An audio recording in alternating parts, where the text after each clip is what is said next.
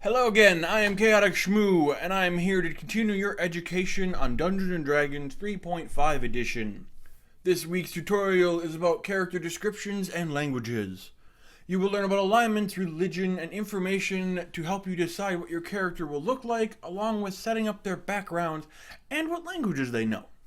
We will be using Chapter 6 of the Player's Handbook.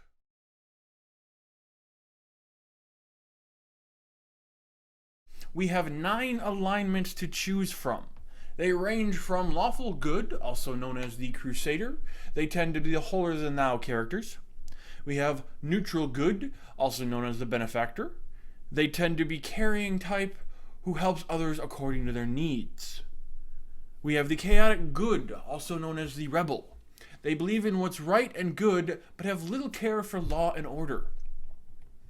We have lawful neutral, also known as the Judge. They tend to act off of laws, traditions, and a personal code. They are the type that is pro-government and strong organizations in power. They are honorable and reliable. Neutral, also known as undecided. Commonly called true neutral, they do what they think is a good idea and don't feel strongly whether it's good, evil, or lawful, or chaos. Chaotic neutral, also known as the free spirit, they follow their own whims and are individualists. They are the ones who value their own liberties over others' freedoms. Lawful evil, also known as the Dominator, they take what they want within their own codes of conduct, no matter who it ends up hurting. They care about traditions, loyalty, and order, but not freedom, dignity, or life. They play by the rules, but are merciless and dominating. Neutral evil, also known as the Malefactor, they do whatever they can get away with. They are selfish and only really care about themselves. They have no remorse for who they kill, whether it's for sport, profit, or when someone just happens to get in the way. Chaotic evil, also known as the Destroyer. They love greed, hatred, and lust for destruction. They are the serial killers, the ones who kill for the pure pleasure of watching their victims scream. They are pure evil at heart. More details on alignments can be found on page 104 and 105 of Chapter 6 of the Player's Handbook. When selecting your alignment, make sure you verify with your Game Master on what type of game or campaign you are playing. Will it be a good campaign, an evil campaign, or more of a neutral one? All this matters, for if you pick an evil alignment in a good campaign, there's a very high chance your character will end up fighting the rest of your party due to disagreements in morals.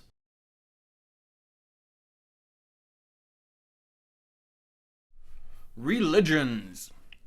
There are a lot of religions in Dungeons & Dragons. There are so many religions in the Dungeons & Dragons that they made their own book called Deities and Demigods. If you want to get deep into the religions of Dungeons & Dragons, I highly recommend picking up that book. But for now, we're just going to stick with the Player's Handbook and what it offers. I would like to point out, however, that even though Dungeons & Dragons has religions, that doesn't mean you have to worship one. Should your personal beliefs in real life conflict with pretend worship of an imaginary deity, just remember you don't have to worship any of them. Unless you're playing a paladin or cleric, however, then you're going to be required.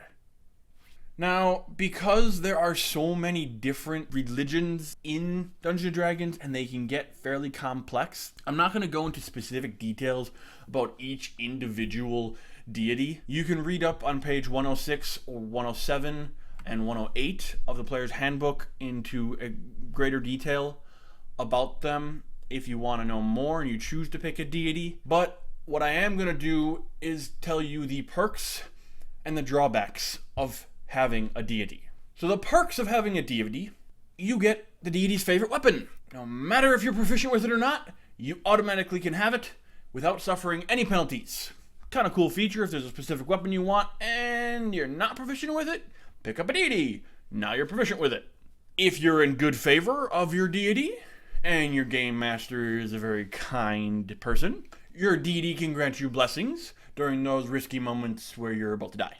You can have a fancy holy symbol to carry around and flash in people's faces. Okay, this last one's not really all that much of a perk, unless again you're a paladin or a cleric.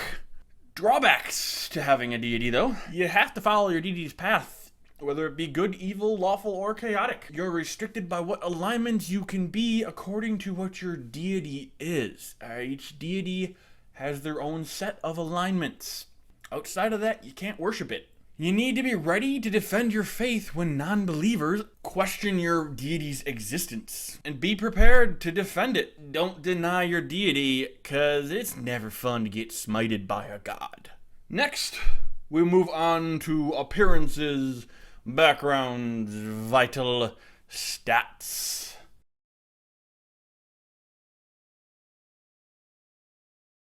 So here we have the vital stats section and the appearances. You want to make sure you got a name for your character, you got a gender for your character, you know how old they are, you know their height and their weight, your hair color, your eye color, you know what you look like, even down to what your armor looks like, your cloak and all that stuff, and how you carry your sword or your dagger or whatever weapon you have. Are you left-handed, are you right-handed? Because when you're introducing yourself to a party for the very first time, it might be a bit awkward if you don't even know how you look. It's like you've never seen a mirror or a nice calm pool of water with a nice little reflection and you don't even know what you look like. This is also the part where you can figure out your backstory and how you came to be where you are at the start of this adventure. Make sure to talk to your game master about locations in the world and everything your character would know about the world depending on the background you give your character. The more you know, the more immersive the experience is when playing your character. That means more fun. Go nuts though, with how much you want your character to look, with what their upbringing is, with what their background is. Hell, write a book. The more details, the easier it gets to be into your character. Playing your character is a lot like method acting. The more you know, and the more research you do, the better you are to impersonate them, and the more fun you have.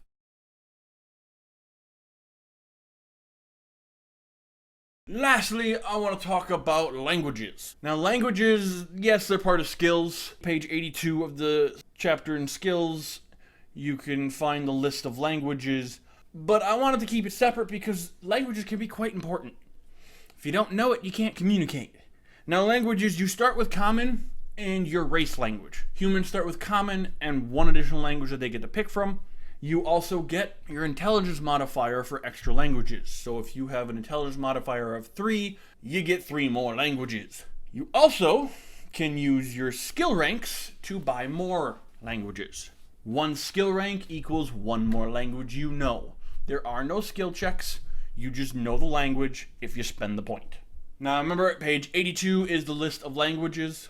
Now, the reason why I say it is very important to know languages and make sure you've picked them is because, let's say your party is on a quest and you need to go through a dwarven city that has been secluded from the world and all they know is dwarven. And they don't speak an ounce of common or any other language, just dwarven.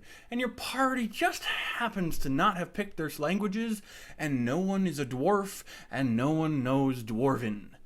But you gotta get their help to get through their minds to get to the drow city so that you can assassinate the drow queen. But it can get even more complicated if you can't communicate with each other. Unless you want to go for a challenge, pick your languages, because that can be very difficult. It's also lots of fun to make fun of other party members in another language that they don't know.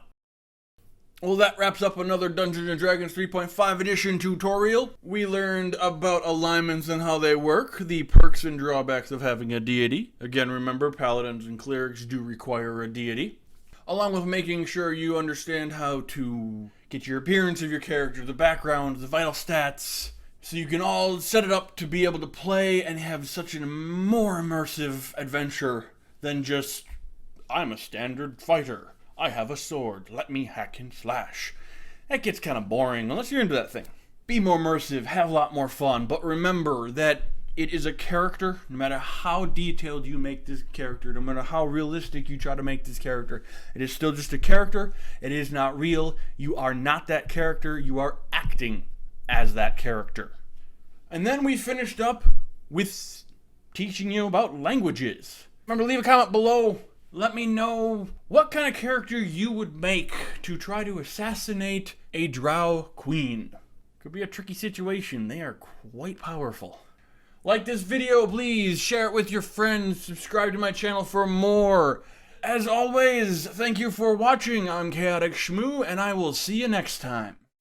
Bye, bye, bye, bye, bye.